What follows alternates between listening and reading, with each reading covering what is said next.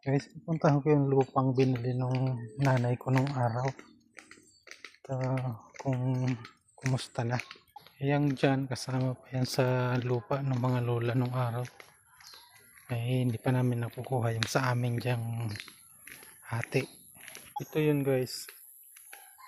Sa 3,000 plus square meter to. Yan, simula dun sa taas, pababa dito.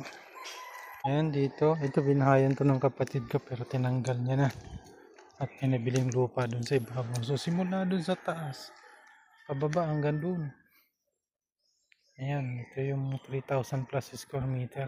Yan yung mga tanim papaya, saba, mga saging, latundan, langka, pili, tsaka kawayan. So masukal na guys, napabayaan na.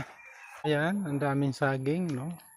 Hanggang dito lang yan guys. Yan, ilog na yan dyan eh. So papunta yan dun sa taas.